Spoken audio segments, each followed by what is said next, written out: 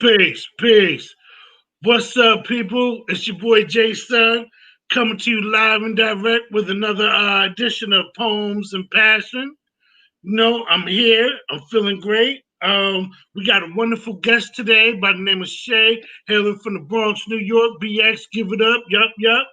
And yo, I'm gonna start like I normally do with a poem, man. Um, and we just gonna see where this one goes, man. Cause sometimes there's some pain in this thing. Sometimes we got to purge some pain. So, whoo, this is a deep one. She's so damn pretty. Her lips eclipse common sense like a kiss that missed your lips. She's a temptress to the soul. Sip her slow. She's hot cocoa in the snow. The effervescence of her essence just glows. Because God sent a caravan of angels everywhere she goes. So pretty, she has spring sprung. Flowers fight to grow on her lawn. The sun named her Dawn and would follow her just to soak in her follicles. So pretty, Auntie June was jealous. Cousin Bobby wanted to date her.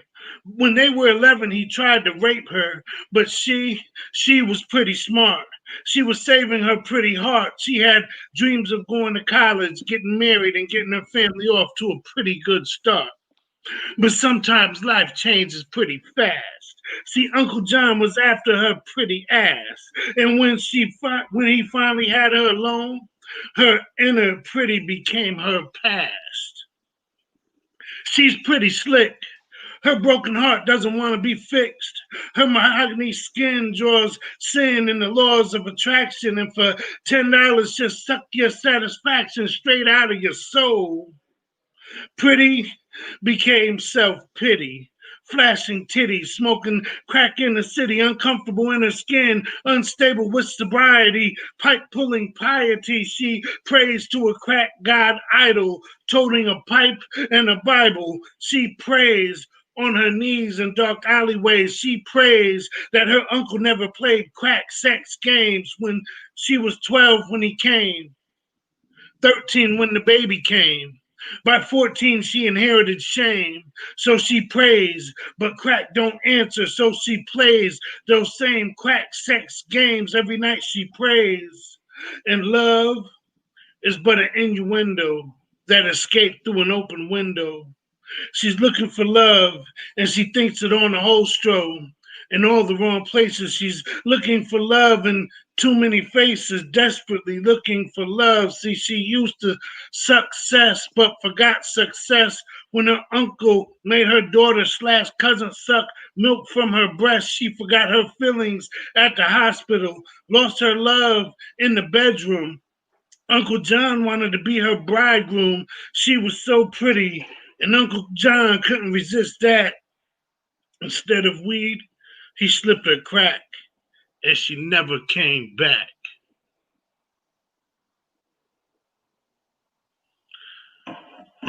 So that poem is titled Uncle John. Um, we don't like Uncle John. We don't play that Not at with Uncle all. We don't play Uncle John. No, we don't play with that. But it is what it is. And I got this line that says poetry purges pain, and sometimes we gotta, purge our pain and talk about the things we see and we do and stuff. And of course, I'm not, her, but I know her personally.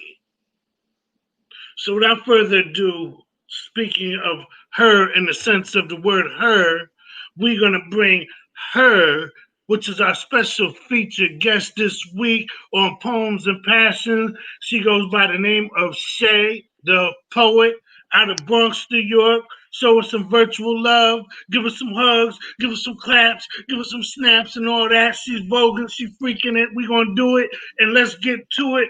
Introducing Shay. What's up, Shay? Hi, I'm Shay. All right, and so you come from the Bronx, correct? Of course, born, raised, made, everything. Mm-mm. And so what? got what in the Bronx was going on with your life that made you start writing poetry? Oh, wow. Well, being from the Bronx, you see a lot of things. You see a lot of great things. You see a lot of crazy things. You see the core of hip hop. You get to see so much growing up in the Bronx. And I also think that a lot of times people of my age and people younger than me don't always get the opportunity or the chance to express themselves and tell their story the way that they want it to be told. So I started writing. Mm, mm. That's what's up. So, we like to set it off, and I feel that the best way for them to get to know you is maybe we could just hear from a piece from you right off the rip. How you feel about Well, that? I would love it. All right. That's what The I do. stage That's is what I'm yours. paid for. Um, well, since we're talking about, things that we grow up on, I'm big on mental health. If you know me, like I'm big on taking days for yourself, on breathing, on taking some time. So I want to start off with this piece, and I feel like it's a great jumper into it. So it goes, usually I can calm them when they choose to speak out of turn, when they create Tasmanian devil chaos. Usually I can silence them.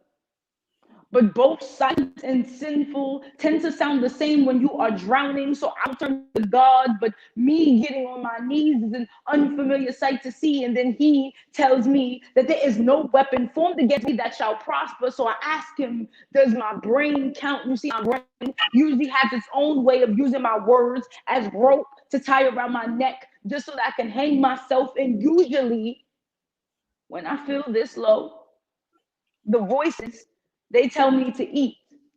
And when food enters my body tells me to reject everything inside of me, that we don't want to look in the mirror and be disgusted at what stares back at me. So I'll eat, throw it up, and repeat. So I'll eat, throw it up, and repeat. And I'll repeat. And sometimes I'll eat, and sometimes I could sense my OCD. And sometimes the voices, they tell me to start my eulogy, that my life is coming to an end soon. So it'll only be right that I be the author of my story, slit my wrist until the truth bleeds out of me, until depression fathers my mental instability. And I guess now is the time to tell you that I tend to find solutions at the bottom of liquor bottles, because you see both liquor and mental health seem to have similar consequences, like impaired vision, like blackouts, like headaches, and sometimes, most of the time, all of the time, the voices, they scream loud enough to feel like my soul is checking out of my body, but soft enough to comfort me in my deepest of weeps. And sometimes they protect me. And those voices, these voices, this voice usually eases when I scream. When I feel like my body and my brain are no longer at peace, sometimes it triggers my PTSD. Like I will turn my body into a murder scene. Like I'm not scared of coming to the gates just so that I can meet God. So God, tell me that there's really no weapon formed against me that shall prosper. Tell me that my brain is simply playing tricks on me. Tell me that you'll save me. Tell me that you love me. Tell me that I can't be the only person without.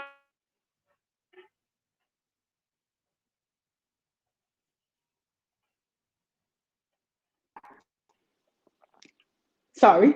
Tell me that my brain is simply playing tricks on me. Tell me that you'll save me. Tell me that you love me. Tell me that I can't be the only person drowning without a life jacket. So God tells me, pray. Mm, love it. Love it. Love it. Love it. Love it. Love it. So, Sorry. Sorry for that brief wow. interruption. Oh no, no, it happens. It happens Mhm. in virtual world. Wow. So you said you're big on mental health. You know, Huge. Yes. um, me too. Me too. I suffer from depression, PTSD. And I feel like a lot of us do, man. I got a lot of good friends I grew up with that's walking around like out of their minds. And I And think they that don't even know it. They don't even know it. They act like everything's all right, and it's like, brother, you gone, I and I think can't even that bring you back. I think especially in black and brown people, we do this thing where we're told like, hey, you're okay.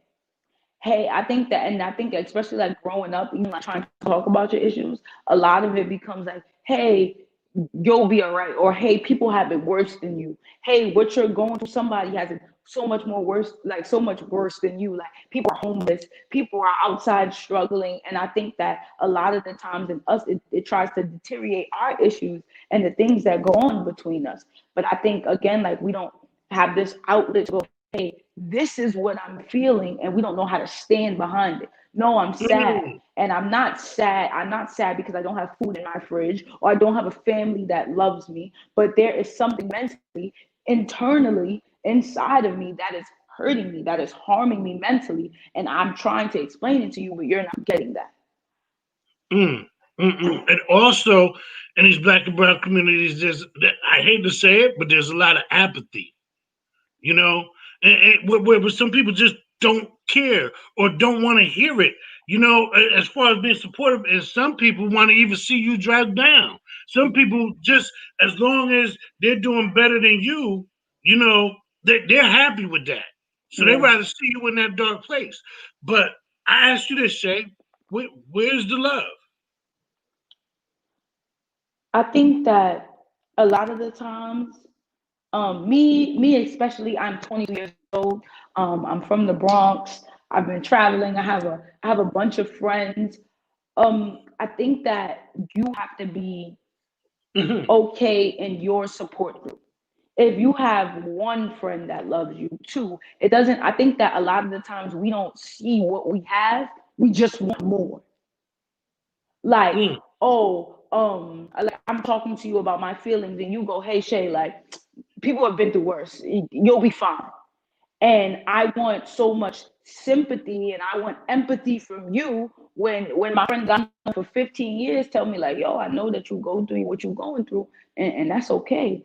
You need somebody to talk to, you need somebody to let that go. You need, you want to talk about it, you want to sit down and grab some lunch and let it go, let that pain go. I think that we need to be more appreciative of the things that we don't have rather than sitting there and going, oh, I should have, I should have, I should have. Because that's not gonna help. right. And one thing that we all have available to us is a pen and a paper. A pen, How a about that? paper. They have support lines. They have support groups that are free. Like there are a lot of genuine, open people in the world that are going through exactly what you are going through. But you have to be open and you have to be accepting of what you're going That's right. That's right.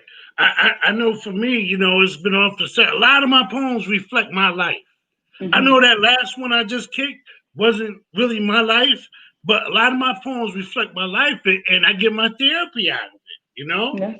um, and sometimes the person that can hear me is the freaking audience when I'm on the stage. Hmm. You know, like you got to make someone hear you out sometimes. You know, you I got to take some love. I think that a lot. I have writer friends. Like one of my best friends is a rapper. I have a group of poets that we spit poems back and forth. I think that a lot of the times writers are really good at expressing their trauma through writing, but I personally don't think it's enough. I have Okay. so many pieces. I have 32 pieces at the top of my head that I can tell you right now. I have at least 12 pieces that people cry off of as soon as they hear. As soon as they go, oh my God, I thought I was the only person that's ever been through that. Like you've been through that, and that has healed me, and you're helping my healing process. I think a lot of the time we write and we help others heal. It's somebody that sits there and go, okay, I'm not alone in this. I'm not this. But I don't think that it necessarily heals us. I think now it's just out. Mm, It's like people who suffer with addiction. Like, okay, I've been through something. I can say I have it, but that's step one. I'm an addict. That's step one. Step two is getting the help. Step three is okay, how can I move past this trauma? I think that a lot of people deal with trauma, but they think that just saying that I've dealt with this trauma is healing from the trauma, right. Right. and that's not the case. Yeah.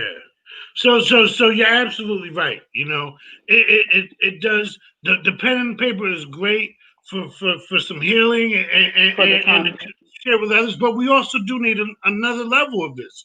See, Yeah. I'm just really glad that you brought the whole mental health topic up, on this platform because writing and poetry and spoken word is very therapeutic, but also like our peoples need to know this. You know what I mean? Hmm. Like there's not enough. It's too stigmatized. As like nobody wants to. That's why I just came right out and said, "Hey, I suffer from depression and PTSD." You know? I go to therapy, and I have a group of like eight to like 12, I want to say, really strong friends that have known me for an incredibly long time. And for a long time, they were just like, "You go to therapy? Like, you're not crazy." And I'm just like, yo, like that's not, those don't go hand in hand. It's not like, oh, I go to therapy, so I'm qualified as crazy. No, I've been through something, and there's a professional that's gonna help me understand what I've been through, so I don't have to negatively project that on other people. Like I tell people all the time, your trauma is not an excuse. And I think that we do that a lot. We go through a lot of trauma, and then we be like, well, this is all I know. But Right. that's on you, that's all you know, because we have things like the web, but we have things like apps, we have support groups, phone numbers, calls. Now you can literally go on your phone and go like, hey, there's a literally a free therapy app called Ion. 30 minutes a day.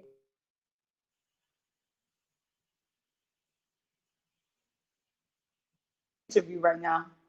Is it important? You, we with you.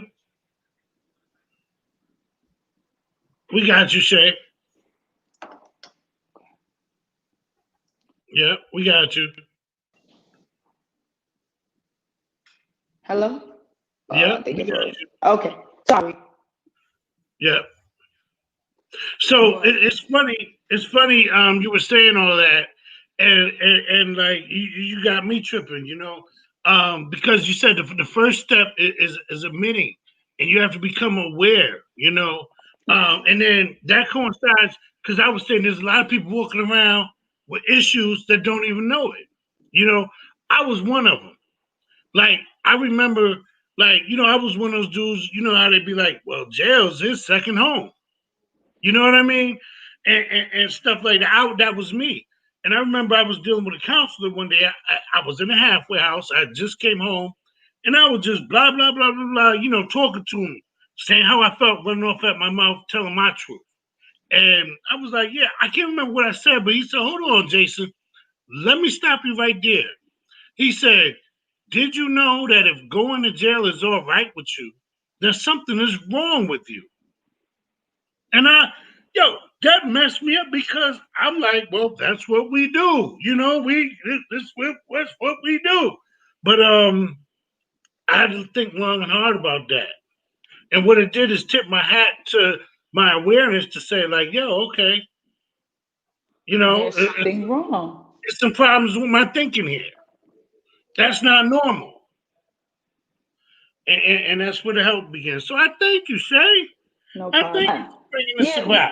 because just when you grow up, like I feel like ignorance is okay when you're a child. Ignorance is bliss when you're a child.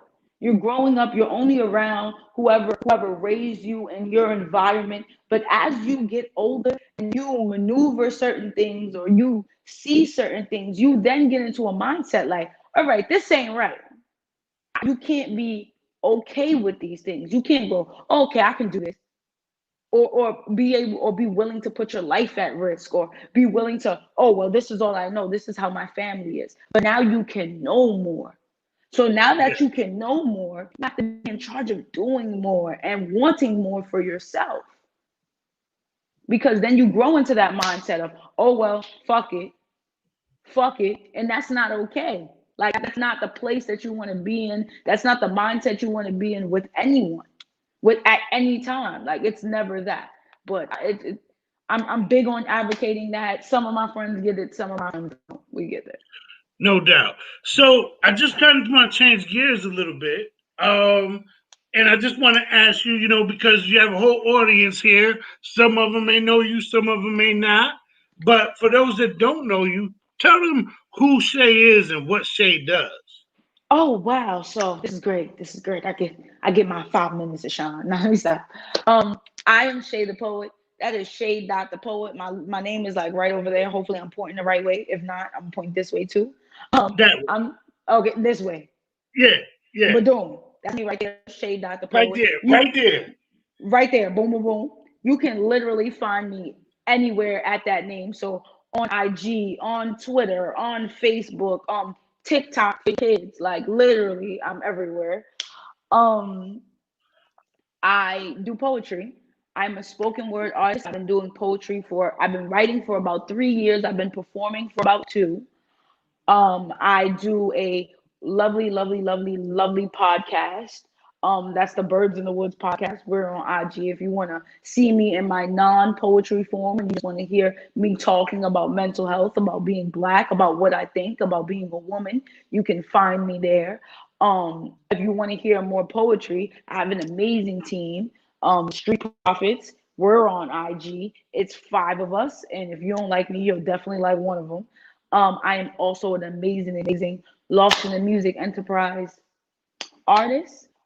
We're pretty cool. We're pretty dope. It got me here. So thank you. And yeah, I do spoken word. And I teach when I'm not going crazy. Okay, okay. Where do you teach at? Where you? I teach at KIP. I teach third grade math. All right, all It is right. amazing to amazing third graders who are Yeah, pains in my butts, but amazing kids. yeah, yeah. One thing about kids, they'll tell you the truth. They, Who do they? they will Who? tell you the truth. The other day I came in there sleepy. One of my kids was like, Miss Bird, I think you gotta go home because you don't seem like yourself. Aha. Thanks, sweetie. But Right, right. So, with that, I'd love to hear another piece from you. of course. So I started off with my mental health piece, and because of that, right, I talk about God a lot. So a lot of my poems speak on like my situation with God. So I have this one poem, and it's like, so I'm not one to speak on religion, but does anyone know Mark 4, verse 39 from the Bible? Anyone? Well, the line is peace be still. And I wonder when it was written if God knew that pieces of steel would send his children up to meet him sooner than he expected. Did God actually understand that peace would be still? That in that moment when peace is still, that pieces of steel would take lives? Did God actually understand that peace be still is the same peace people found when steel stole their last breath? The same peace that took life from my loved ones, the same peace that paralyzed my cousin. A lot of my poems speak on my anger with God, but I need to understand his ideal version of peace. Was peace used to create unity, or was peace made to take us off the streets? Peace kill people that look like me. Malcolm X said, if you're not ready to die for it, take the word freedom out of your vocabulary. But I thought that my ancestors died for this. Imagine my whole life for this. How dare you tell me I ain't strive for this? How dare you tell me peace be still? Because my whole life has been at a standstill and I ain't never received no peace. Only bullet holes that poke my family tree, only blood that stained leaves. Peace shall be still. And I can't wait until the day people realize peace is not what take lives, that people do. That people who hold a piece in their hand believe that they are closer to the Bible, taking lives faster than God on a warpath, because at least if they got to play God, redemption may be easier. I think God intended for peace to be still. Thank you. Mm. Peace, peace, peace. We got Alexis Washington. She said, "Wow, that's powerful. Sending chills. Thank you for sharing a part of you, Shay the poet." Thank you, Alexis Washington. Yeah, yeah, yeah. That was powerful, man. You had me reeling. You had me thinking. Yo, you had me thinking about the stuff that's going on right now. Like, Ooh. like in the Capitol and stuff like that. Because you started talking about God and peace, and people are the ones that really, disrupt the peace and stuff. Can I just use that to transition into the next piece because it's a little too perfect for it? Handle, I can. Is that okay? handle that. Yes. Dear Breonna Taylor, now I know you don't know me, but I wrote a letter similar to this to Trayvon on his birthday, so this is long overdue. Breonna, I can't believe that we lost you. I can't believe that in the peacefulness of your sleep, that life was stolen from you. You know, they degrade Black women. They make a slave of Black women. They throw all their pain into Black women until they need a Black woman. Day 3, we protested for you. On your birthday, we screamed your name into the streets because silence was the only sin that was not ours to keep. And then we marched. And then we prayed.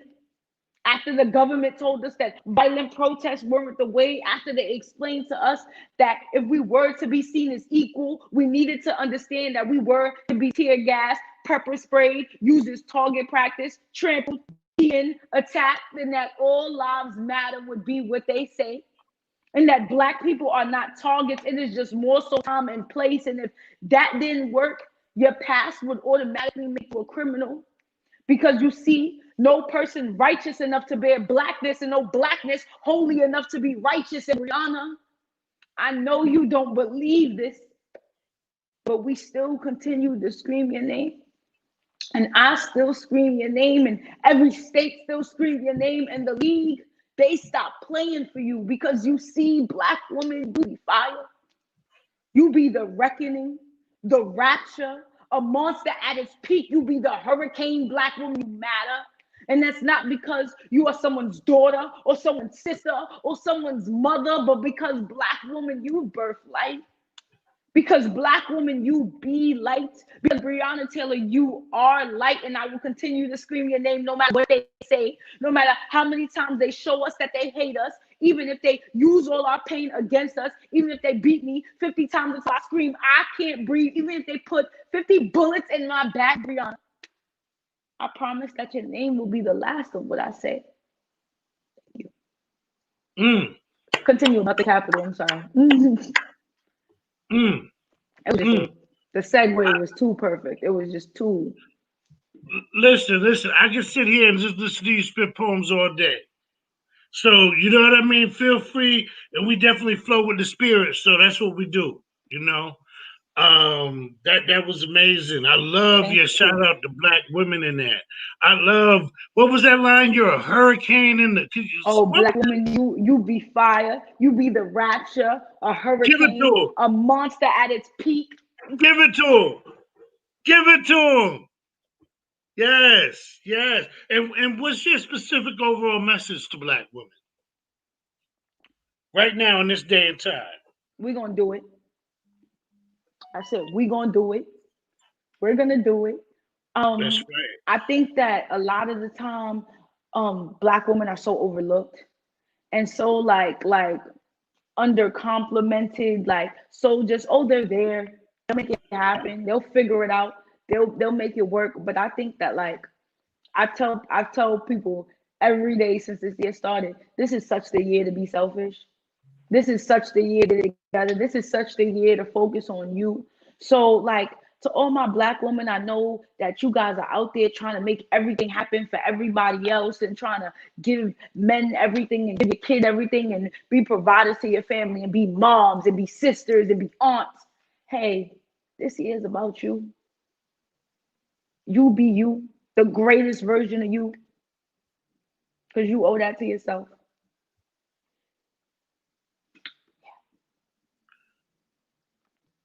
Dang, I was listening to that like it was a poem.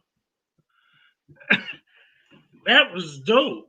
And I appreciate you, and I appreciate my Black woman that I have in my life. And I appreciate all of them, and in the spirit of like we all need a strong woman in our lives, man, and that's no matter who you are. You know what I mean? Shout but out to my mom, my stepmom, my aunts, yeah, give it to everybody, him.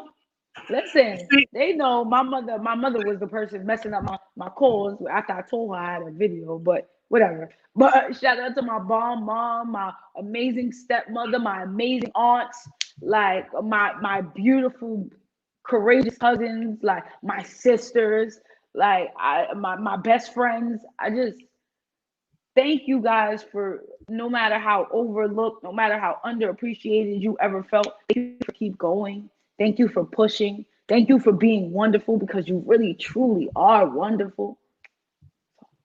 speak, sister. Speak. See, you speak like a poem. You know what I mean?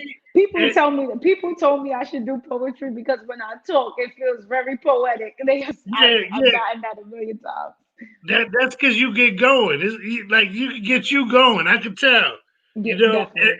and that kind of lines us up for the perfect question. So Alexis Watson got another question. She said, "What do you do when you experience writer's block?"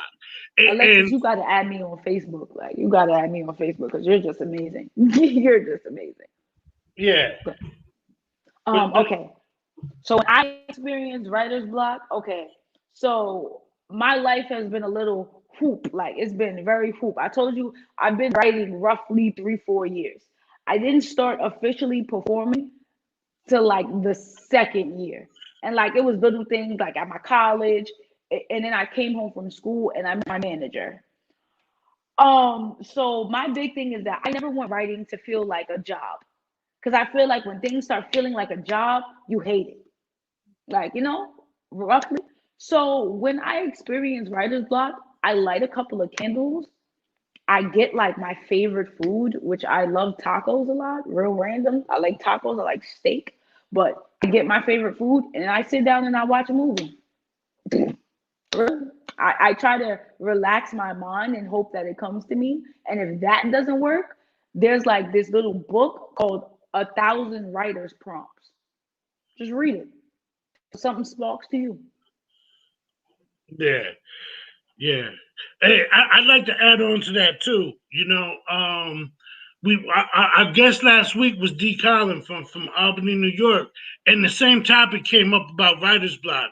And Hmm. well, actually, because I felt like I was going through it. Now, you Shay, you seem like the type because you just got so much to say and so Oh much. You know what I no, mean? no, it Like, hits me. No, it hits writer's block hits me hard. And I think that I've been writing for so long. I have a book coming out February 26th called 50 Shades of Shay, which is going to be amazing. It's going to be available on Amazon, all that great things, right? But my issue is that I would write a bunch of stuff and then I would be like, okay, I want to write something, but I don't want it to sound like this, or I don't want it to sound like that, or I feel like I already talked about that. So what can I talk about now? So then I'll just get stuck. So it happens. Trust me. yeah, yeah. Well, it happened to me, and I got some tips from D. Collin last week. And she says she doesn't even like to say the word writer's block because she don't want to give it that power. But like, Mm, this is your time, Shay. But I feel such a free spirit and energy, and of like we just course. kicking it. We And just and kicking it. and and listen, when I started writing poetry, that's what the poets used to do. After the venue, we used to go to someone's house, cook some food, kick it, and just jam out. So I had writer's block for a few months lately, Hmm. and I just broke it after talking to D. Collin. Can I share what I wrote with you? Of course. I can do that. You can Of course. I would love to hear okay it. Yes. because I'm like okay I'm back. Um and a shout out to Master Ace on this because he had a joint back in the days called Take a Look Around. All right, and this is it right here. Take a look around. Even Stevie doesn't have to wonder to understand we don't stand back and stand by. You don't need to see to understand lies. Just close your eyes and take a look around. If 2020 means perfect vision, take a look around. You don't need binoculars. Close your eyes and open your oculus in the 2020 year. Believe half of what you see and none of what you hear. They illustrate illustrious illusions, intrusions on our insight. Let's take a look at insight. It's how you see from the inside. So close your eyes and read the rest of this poem. Can you see the truth? As clear as the noose and the wooden frame erected in front of the Capitol in 2021. Just take a look around. See that knee in your neck? That knee in your paycheck? That knee constantly in your neck? I felt that knee when I went to school. I got used to that knee in my neck because I was raised to be a fool. I learned to breathe with that knee on my neck, like everything was cool. Out on the block selling knees in your neck. Smoke this until you can't breathe. On the ground crying, dying, crying for your mama. Call it George Floyd. I've seen bags stamped with lemon bias and Black Panther. And if death is the answer, stop asking so many questions and take a look around. I like that. I like that a lot. Peace, peace. That's Peace. how, what I broke my writer's block with. So we thank you, Alexis, for answering that question. And Shay, you just inspired me. Usually I don't even do a piece in the middle, but that's what I just wrote. And Alexis is on it. Right. Yes, yes.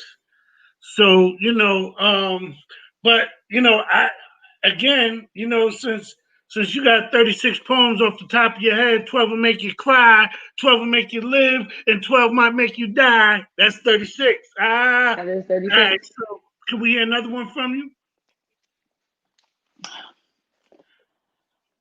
I fell in love with the first man that reminds me of my father. Oh, And to explain to you how this is detrimental, I'm going to first explain to you my childhood trauma. You see, my father, he had me at the tender age of 14.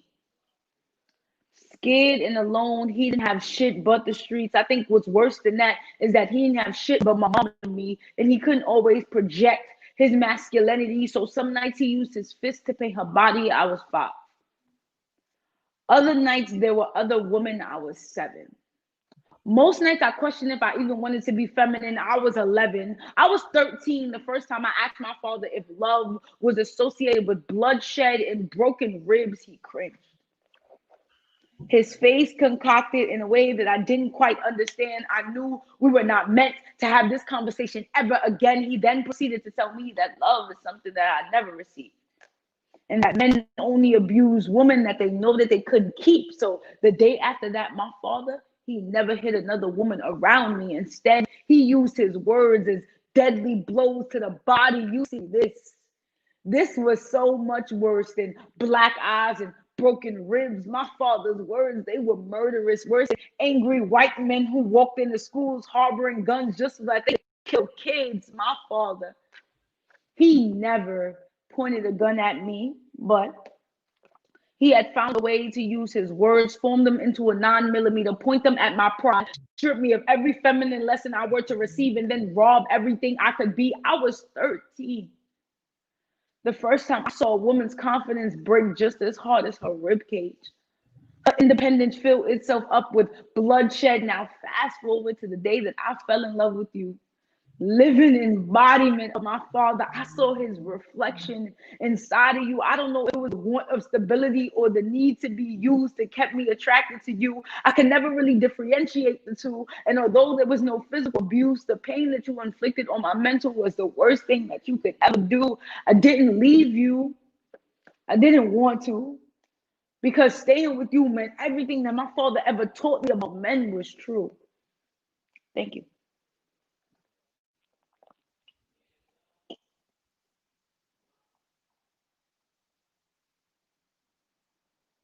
nah, my screen ain't frozen. Oh yeah, Look, I thought that's no, what I no, thought. no, no, I no, no. stopped. Look, because seriously, you had me with that. You said shit. I'm like, all jokes aside, you had me with that. And that goes into the 12. That, listen, I can't cry. I be trying. The only time I could cry, I don't be trying. but I'm I get what you're willing to be saying. open and let my emotions and feelings pour out, as a man. And but the only time I could cry is like when the sad, like it don't even gotta be a sad movie. I could cry, so that means I cry about unrealistic things. Yes. That little tear. But what I'm really trying to say is you told my story. Yo, you told my story, and it's interesting because you came from a female point of view with your father. You know what I'm saying? But you told my story of what happened to me. Like you had a line. You said those black eyes and broken ribs, right? Yo, I had two black eyes and broken ribs when I ran away from home when I was 13 because of my stepfather. So it was just certain things in there that it was just all lining up with like it personally hitting me. And so like you had me with that one. That's why I was just stuck like, Nah, that. Oh man, that took me. It's funny because when I really started writing and performing, that's one of the first pieces I ever wrote. And me and my father have a better relationship now. So I was so scared to perform this. I was terrified because growing up in a black environment, growing up black, your parents, my word is bond, you shut up, you mind your business. I'm your parent, what I say goes. And I had young parents. My mother was 15, my father was 14 when I was conceived. So my father was 15, my mom was 16 by the time I was born. So, like reflecting on my childhood, I seen so many things that I wasn't supposed to. So many things that I wasn't supposed to. And my parents, um, my parents grew up with parents who were alive during the crack epidemic. Like my grandmother, my grandfather, God rest their soul, they did drugs. So my parents grew up with parents that were very like, what goes on in his house goes on in his house. You don't speak about that shit outside of here. right, You know better than that. So my parents, being young parents, that's what was taught to me. And I was just like, hey, this is not okay. And my parents were very like, what do you mean this is not okay? This is what goes on in this house and you mind your business. And now that I'm an adult, by the time I was like 18, 19, I told my parents like, yo, that's not gonna work for me. And mm, it was a hard transition. It was very hard. Me and my mom, we haven't always been close. So like explaining that to her, she's very I'm seen and not heard. Even now, she's a very I'm seen and not heard kind of, children are to be seen and not heard. So that's something that she took with her. So she was just like, I don't get why you're so vocal. And I'm like, I don't get why you're not. So the first time that I ever performed this in front of my dad, I was literally shaking, crying. I have really bad anxiety, so I'm feeling like I gotta throw up. I'm queasy, and I did it, and he looked at me, and he was just like, "I get it." So yeah. That verbal abuse. I don't like that. Verbal abuse is just as bad. It can I, make someone I think believe it's that worse. I think it's worse. yeah, because it plays a mental game on you. You know what I mean? It plays a mental game on you. And some people that verbally abuse people are playing a mental game because they're trying to control your mind.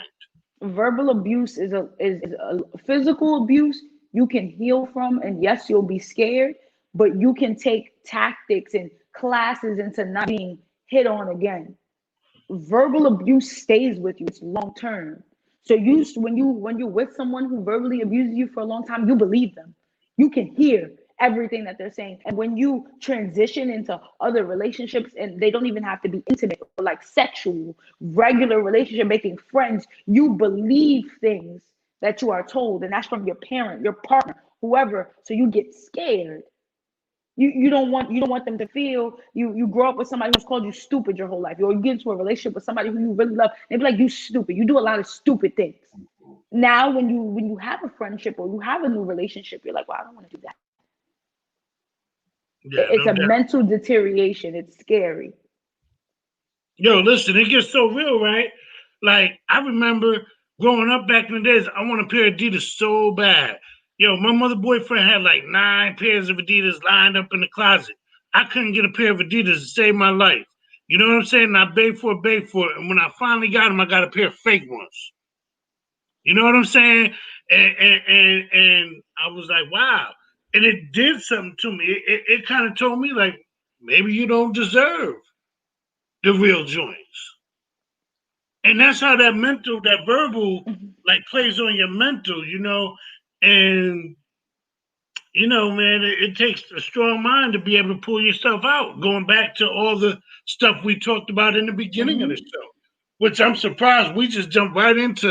Of course, I always make my way back around. Trust me, I'm real good for it. I always start one place, but it ends right back there. But 360. yeah, 360 always. But yeah, it does. It adds on to why I think people should go to therapy, or why I think you don't have to have necessarily a traumatic childhood, but everybody has unhealthy traits. Everybody has toxic things that they do. And believe it or not, those things are connected to your childhood.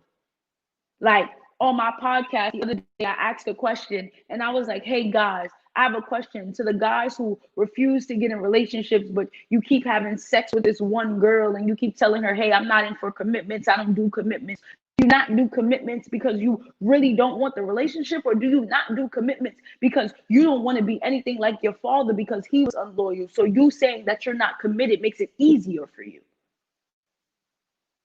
And my Mm. friend texted me and he was like, I never want to talk to you again. I was like, I'm Yeah, so yeah, sorry. because you blocking the game right there. You blocking the game Yeah, he was like, right I never there. want to talk to you again. You should have just put it in the group chat. I don't know why you have to do these things online, but Uh-huh.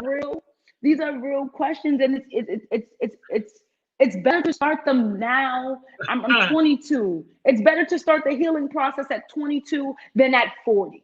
Like to oh, sit there and be like, hey, you know what? I might have been messed up my whole life. I might have hurt a lot of people. Like it's easier to become aware of yourself, but you have yo, to take those precautions. you're right. And as far as that commitment goes, it's even better because when you commit yourself to someone, you allow that same person to commit to you. And when you have a committed person in your corner, it makes you that much stronger. You know. And speaking of a person in your corner, I think you got Alexis Washington in your corner, Shay. She Definitely, I said, seen the friend request, Alexis, and I'm gonna accept it right after this. We can talk poetry, whatever. I'm all down for it. yeah. And in relation to that poem that you dropped, she said, but you were supposed to see and experience that because your story can make his story, and your story is breaking doors. I'm here with you, Queen. Thank you, Alexis. But no, definitely, definitely, it's definitely like a door opener. I even like, and my question wasn't even directed towards like just men. Like even with women, like, hey, do you stay in this relationship because you really feel like you love this person and you want to be with this person, or are you in this relationship because you feel like you have tolerated so much that you can't see this person with anyone else because you feel like you've earned this spot? No matter Oh, how I put blood, sweat, and tears to be here, but that's not love. And mm. it who would take time, child? Trust me. No, no, no. Talk to Woo, girl. You dropping it girl, right now. I'm telling y'all right now. I've been in the, and people are gonna tell me that that's not long, but when I went to college, I got into a relationship with someone, and I was with him for 4 years. And that doesn't sound long because people got kids that are older than that. But growing with someone, it's a lot. And we went through, and he's not even a horrible person. He's a great person, but what we went through, he just wasn't ready for. And I spent so much time convincing myself, like, no, you don't put blood, sweat, and tears to be in here, girl. You gonna troop this one out. You a trooper, thinking that like one day to turn around and this is what love would be, and it wasn't. Mm. And I But, wish him the best. but no, there's so much truth in what you're saying because Yeah. listen, you got to notice, recognize, and you got to do something about it when you can. You don't want to catch yourself in the wrong situation for too long.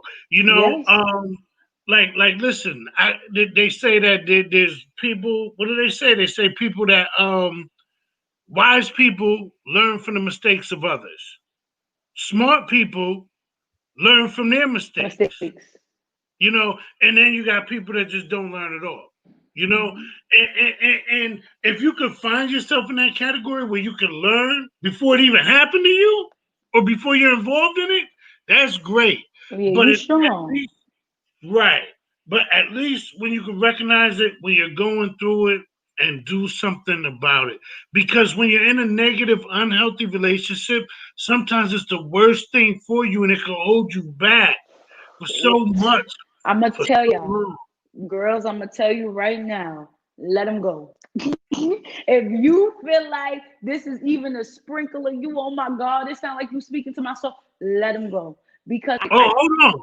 We talking I to the guys too, though. Don't get oh me yeah, wrong. no, oh no, to the We men talking to the too. guys too. Let her go. Let her go. Don't try to sit there and reason with her. Oh my God, why you? No, no, no, no. Let her go. Let him go. And I'm gonna tell you, it opens But so she many right. doors and so many blessings. Like when I can't make this up. Like I was really with someone and I just swore we're gonna be together for the rest of my life. You couldn't tell me no. Like my friends were like, no, you need to leave him. Don't talk to me. I know what I'm doing. Leave me alone. I promise you, he left me. Like I didn't even leave him. He left me, and I was like, okay, my life is in shambles. It is what it is. Guys, I promise you, kid you not. I was 90 pounds. 3 months later, I was a buck 20. I had already met my manager, and I got my first headline January 1st of 2020. Like I was traveling. I've been to Atlanta. I've been to California. I've been to Ohio. I've been to Delaware. People pay me to go. Hey, just come and talk to us. I always wanted to teach. I got a job teaching. Literally every door that I thought was impossible for me, open. The second that I left something alone, that was not for me. So if you feel like I'm talking to you, I am. Let it go. Let go. We let go. We let go of all these things. 2021, this your year. You're gonna be selfish. You're gonna be about you. You're gonna make all the money that you need to make. You're gonna take a trip because trust me, you deserve it. Where you live ain't the only place in the world. You're gonna go see something. You're gonna feel good about yourself, and you're gonna get on your bullshit. I promise you, you're gonna feel better. You're gonna feel great. Yo, give it to him, Shay. Hey, I'm hey, telling Shay. you. Yo, I love the truth of you giving it to him. You know what I'm saying? There's a lot of wisdom in them 22 years. I'm Hey, telling you. listen. My grandma used to I tell do me want I've to been here ask you. before. Yeah, probably. Yeah, My yeah, grandma always tell me I've been here before, a couple of yeah. times. I agree. So listen, we got just a few minutes left, Okay, and talk to me. we want to wind it down. And if you want to do another piece and close out and just give me your info, Got that'll you. be dope. All right, boom. So I got this piece. I told you I'm from the Bronx, and I see a lot of hood stuff going on. So I'm gonna jump into this piece, and if you feel it, you feel it. So, dear niggas that want to give their life to the streets, tell me, is this the life that you want to live because we have kids? Is this the life that they are accustomed to? Because I done did a lot of shit for niggas that don't deserve what I do. So tell me exactly what life you want to live because you always call me your down ass bitch. So let me tell you some real shit. I put the gun in my purse if that's what you want me to do. Or I shoot up a nigga hearse if I'm really riding for you. Love is my greatest strength because I provide different pleasures until you see the light that I see within you. But this life ain't what I want for you. Now, I done seen niggas give the block back shit they could never receive. Like they life, they friends, they kids and family. This block shit is dangerous. Niggas will put a gun to your head because his ego got too big. Take a father away from his kids. Is this really the life that you want to live? This is not the life that I'm accustomed to.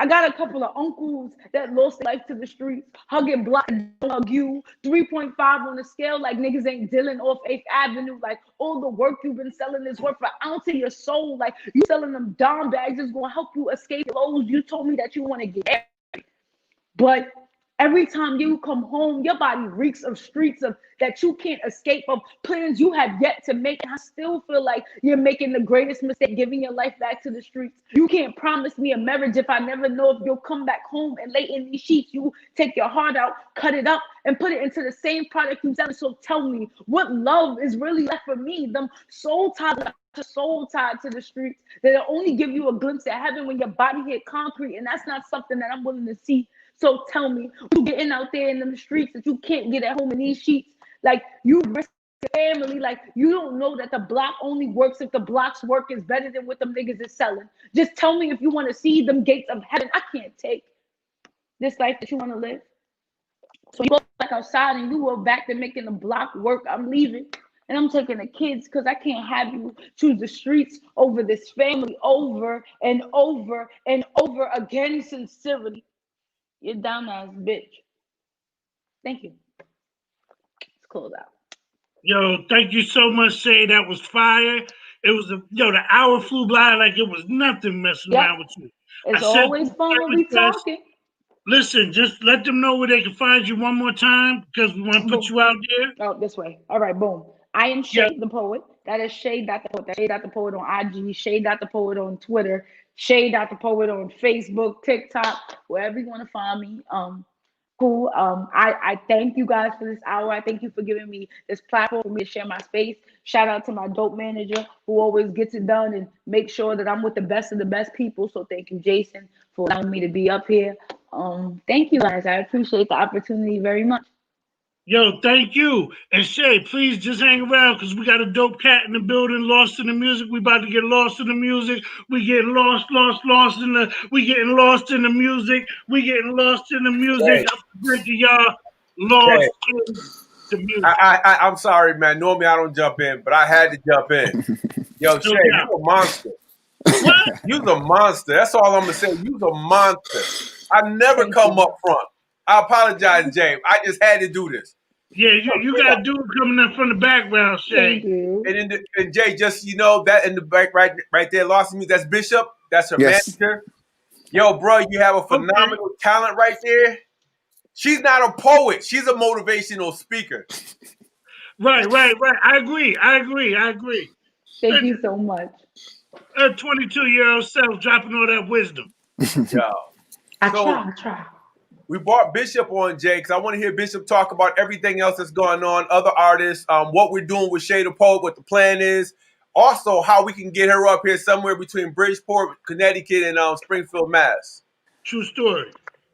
Okay, so definitely just like I said, everybody tap into me. Demos, you have my number. Just let me Yep. know, give me the dates, and we'll set the situation up for that in itself. But me as a management, I actually have two artists under the management. Then I also have my own artist development company as well. So Shay is actually one of my artists on the management, and then I have Ray Fame, who is in recovery right now, and he's probably watching right now. But that's my brother. He does music as well. He does music. I got Shade of Poet, and on my artist development, I have officially AKA, who is actually a dope singer. I have Nala Simone, another dope young singer from Atlanta. She's only 18. I have Nova Bardo, who's another singer. Then I have also one of the people that's actually on Shay's Street Profits team, Symbolic Night. That's another poet under my management as well. And I'm also like I'm working hand in hand with North Star Media right now, and that deals with Double XL, Source magazines, and a few other magazines around the world. So definitely, like, everybody gonna be able to see us and tap in with every artist I deal with and work with throughout them engines. And for me, if y'all want to find me, it's L.I.T.M underscore enterprise on IG, and Lost in Music everywhere else. Lost in Music Enterprise everywhere else.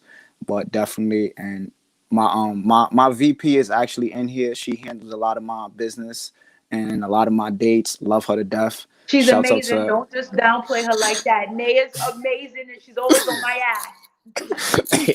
so I have my VP handling a lot of things right now too as well, and I'm actually on a business trip now doing a lot of the venue, running around doing these venues and stuff like that. So when Shay does drop her book, we can actually do a whole book tour for her. So definitely, it's just a lot. It's a lot going on. And again, I appreciate my whole team. JaSUN, appreciate you. Dolly, if you watching, appreciate you, King. Because if it wasn't for you, Shay wouldn't be here. I wouldn't be here. I appreciate you very well. JaSUN, you know the vibe, man. Love the show. Hope to see another one of my artists on here again. Absolutely. We're gonna make it happen, man. Appreciate you, bro. Definitely. Definitely appreciate you too, Shay. That was a dope show, man. And we just thank you, man. That was live, man. And we're gonna keep it live, man. All those that tuned in, man, we just want to say peace, love, and chicken grease or tofu grease. But there's no such thing as tofu grease, so we're gonna just keep it a buck, keep it 100, keep it smiling. Shay said, get that therapy right, man. Get your mind right, get your life right, man. We living, man. It's 2021, man. And I say, peace.